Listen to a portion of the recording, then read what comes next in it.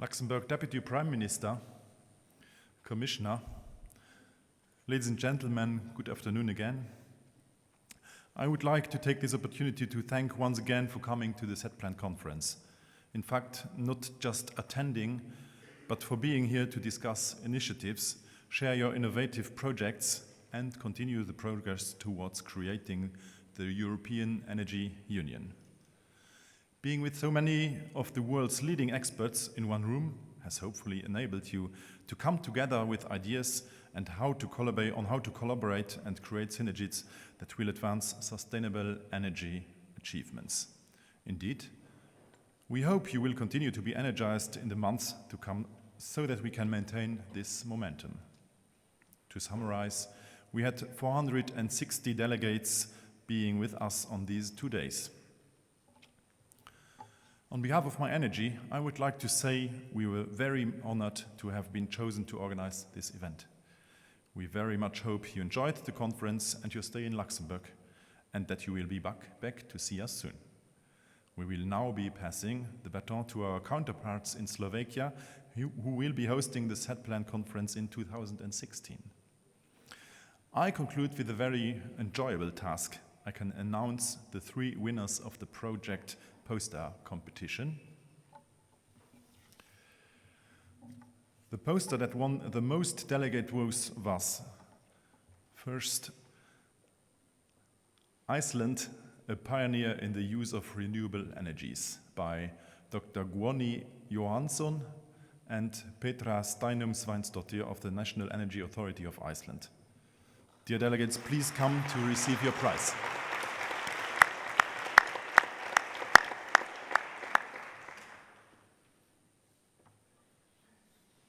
I can see them. Maybe they left already, so we have to send them the prize. Second prize. Okay, could you come down to take your prize, please?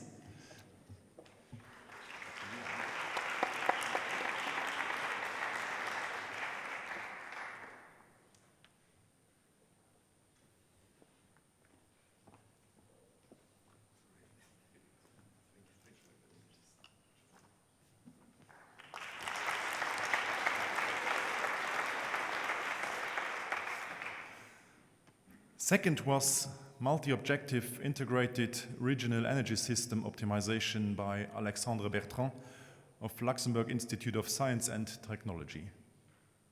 Alex, he is somewhere, I saw him.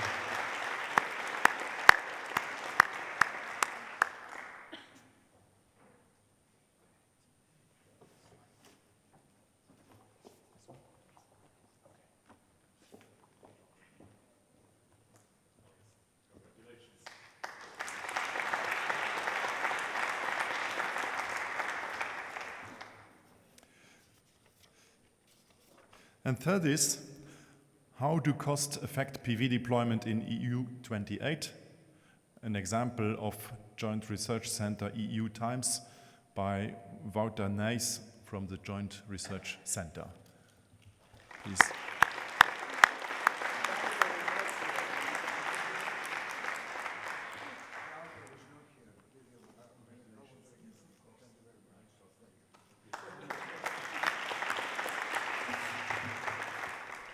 Very well done to you and all the poster contributors. I know the delegates enjoyed learning about your initiatives. I shall take this opportunity to thank all the members of the organization team who gave their best to make the experience memorable, especially Benedikt, our head of organization for this conference. Finally, I have the pleasure to welcome Etienne Schneider, Luxembourg Deputy Prime Minister and Minister of the Economy, and Miguel Arias Cañete, the European Commissioner for Energy and Climate Action, who will close this conference. Thank you very much.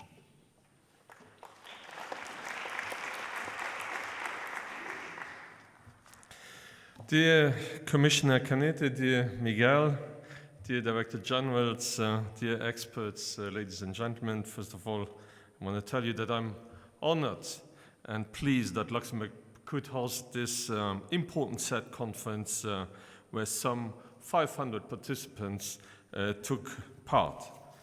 These impressive demonstration of interest is, I guess, self-speaking. I think that the vivid exchanges you had reflect the central role that research and innovation in the energy field must play in the construction of the energy union.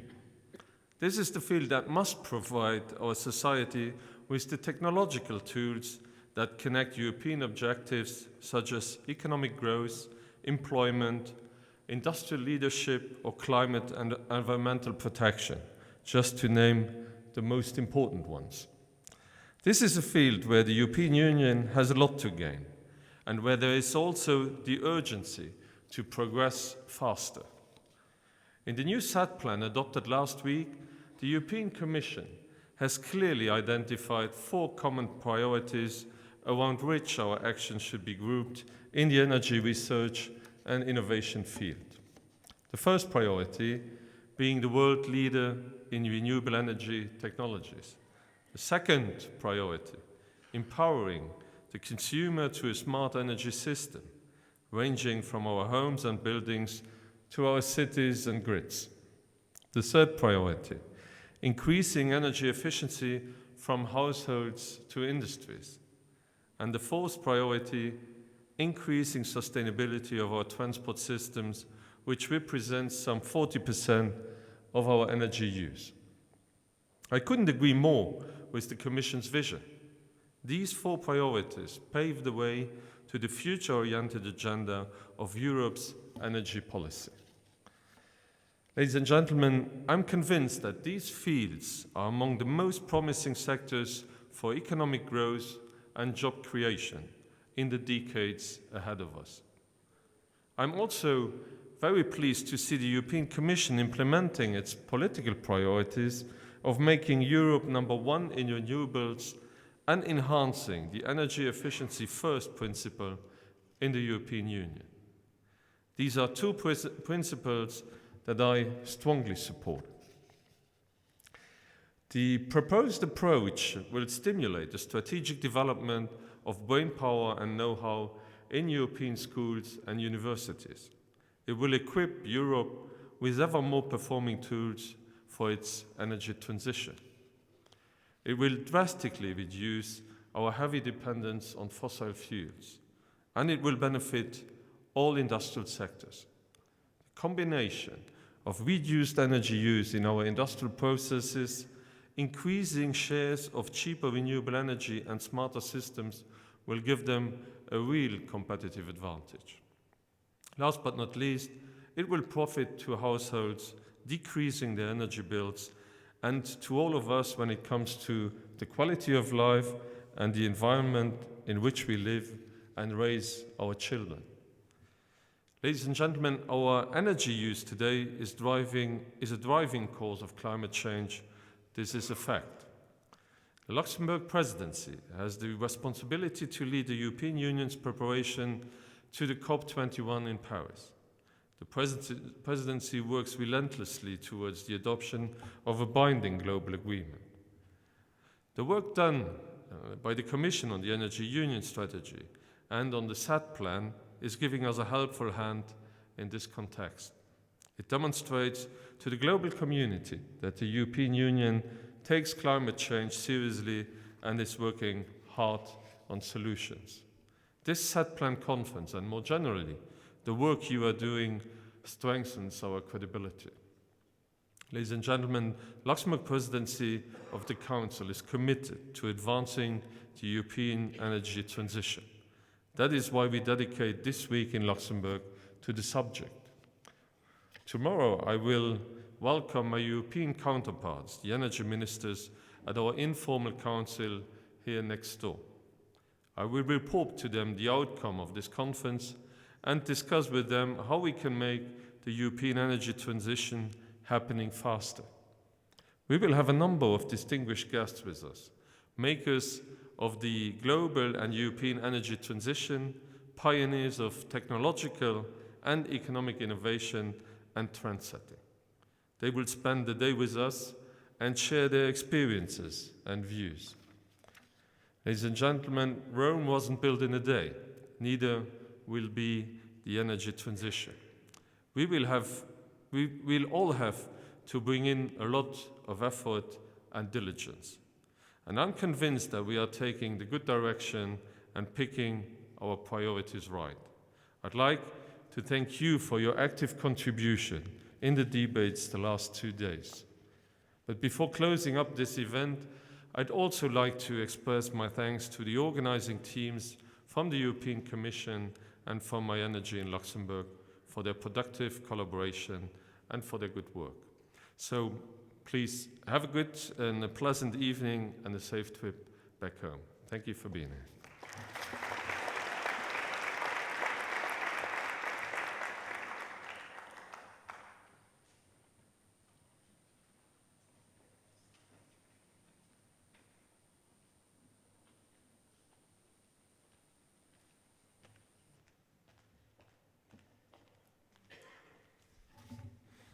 Minister Schneider, honorable members, ladies and gentlemen, let me start by congratulating Minister Schneider and the Luxembourg presidency for organizing this timely and successful event.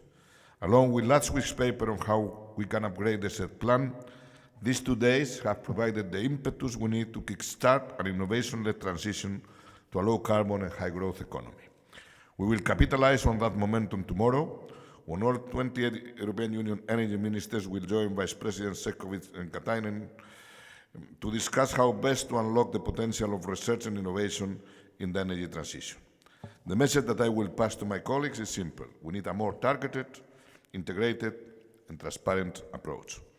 A rapidly changing energy and climate landscape requires realignment in the way we work. That is why the vision we have for the SET plan is one based on 3 principles that I would like to present today. Firstly, a simpler, more focused approach, because we need to bring the SET plan up to speed with the 2020-2030 goals by focusing on the priorities with the greatest potential to help us meet the objectives we have set in our energy union. Second, more integration, transparency and accountability.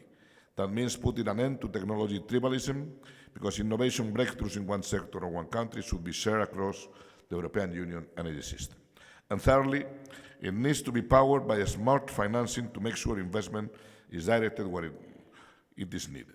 Inside the Commission, we have broken down the silos, as you can see, by Commissioner Moedas and I, bookending this conference and the 2 vice presidents joining tomorrow's event. Now, it's up to member states and industry to show that same commitment. If we want to fully exploit the potential of European innovation, we have to look horizontally at the whole energy system across Europe. And that doesn't mean reinventing the wheel. In fact, it is about maximizing the potential of the great work already happening by better linking it together. Europe needs to be as strong as the sum of all its research parts. That will need more cross-border, cross-sector integration. This is why the SET plan process will not be a stand-alone one. Together with the Strategic Transport Research and Innovation Agenda, and with the Global Technology and Innovation Leadership Initiative, they will represent the 3 strands that will constitute to the Research and Innovation Competitiveness Strategy to be presented as a part of the State of the Energy Union in 2016. Getting back to the 3 principles for the new SET plan, allow me to start with the need for a more targeted approach. The current SET plan no longer quite fits with today's rapidly changing energy system, and nor has it kept speed with our ambitious climate and energy commitments. Let me put that into context. In just a few months, we will head to Paris to secure a legally binding ambitious global climate agreement. As you know, our side of the bargain is a 40% cut in emissions, a minimum share of 27% of renewables in our energy system, and a 27% improvement in our energy efficiency, all by 2030. That's backed up by the Energy Union, which explicitly commits us to becoming world leader in renewables. And all of that in a changing energy system made up of more and more active prosumers, increasingly decentralized production patterns, and more flexible demand. The good news is that thanks to the SET plan, and many of you here today, we have started moving in the right direction. Thanks to advancing European technology, the cost of photovoltaic systems has fallen by 50% in the last 4 years, while wind turbine prices fell by almost a third over the same period. And the reason that costs are going down is because we are constantly innovating. Our researchers are developing cleaner energy technologies which help us do more for less. That work has helped renewables get up to 15% of our final energy consumption, 26% in the electricity sector. That's good, but it's still a long way off where we need to be. In fact, we need to step up our game across the board if we are to reach our targets. Consider this. 3/4 of our housing stock is still energy inefficient. European buildings are responsible for more than 1/3 of the European Union-related CO2 emissions.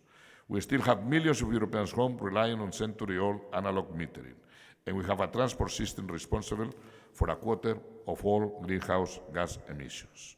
Research and innovation will be key to the big transitions we will need across each of those areas.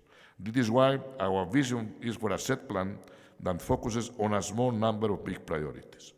The 4 core research and innovation priorities we have highlighted are reducing the cost of renewable energy technologies to ensure Europe is world leading in the field, developing smart grids that can reply to the need of energy consumers and prosumers, new technologies to improve energy efficiency, in particular of the building stock,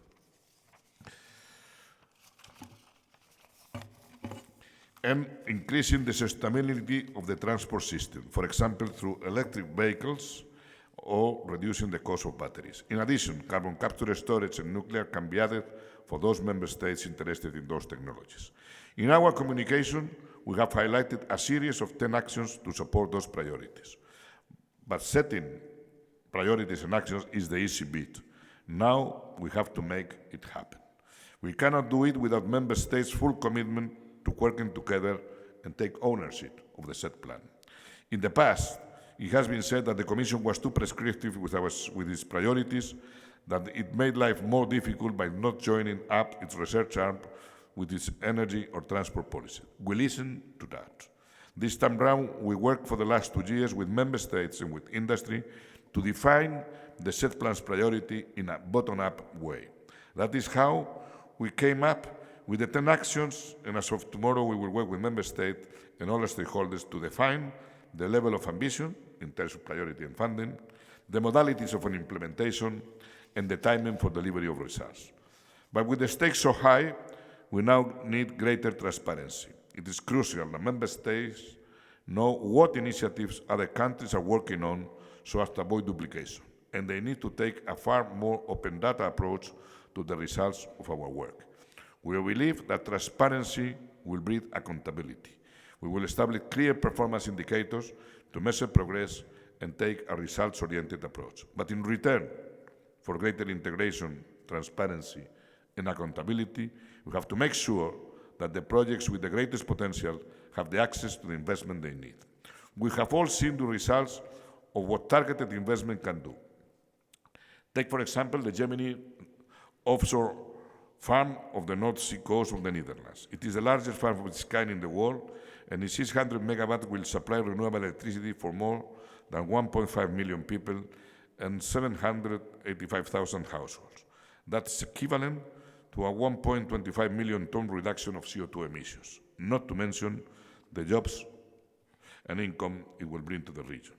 But offshore wind farms are expensive, 2.8 billion euros in this case. And the truth is that large-scale projects of this kind are often viewed as risky.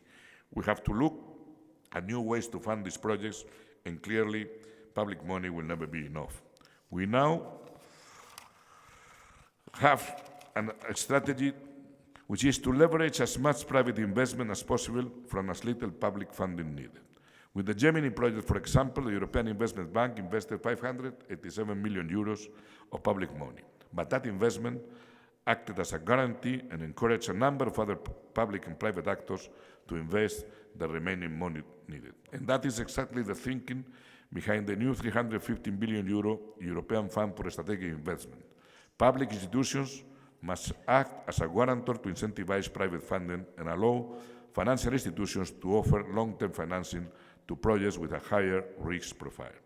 To support that, we have doubled the funding for energy research from 2014 to 2020, and we have ring-fenced 35% of all research money for climate technologies. In fact, We are investing in clean energy technologies in all parts of the European Union budget, from regional to maritime funds.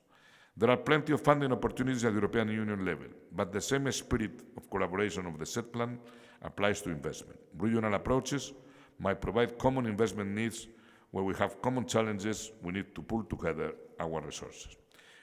And that, ladies and gentlemen, is really the foundation for our new vision for the SET plan. We have common energy and climate goals. We have world-leading research institutions and some of the world's top innovators. European companies already hold 40% of global patents for renewable energy technologies. We now need to bring all that together. The new political approach to the SET plan will prioritize the areas with the greatest potential to help us achieve our objectives. The new structure will ensure more cross-border, cross-sectoral integration, more transparency, more accountability, and the range of small financing tools at our disposal will help us direct investment where it's needed.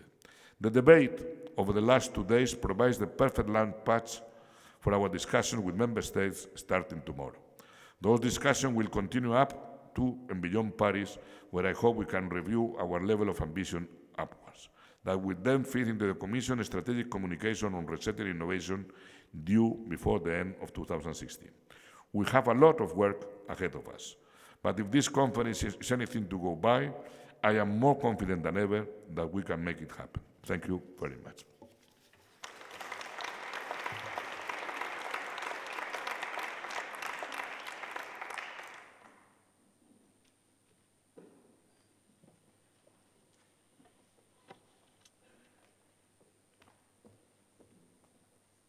Thank you, Minister. Thank you, Commissioner. I think this was our final words for this year's SET Plan conference. I wish you a nice evening, a good travel back, and see you next year in Slovakia. Good.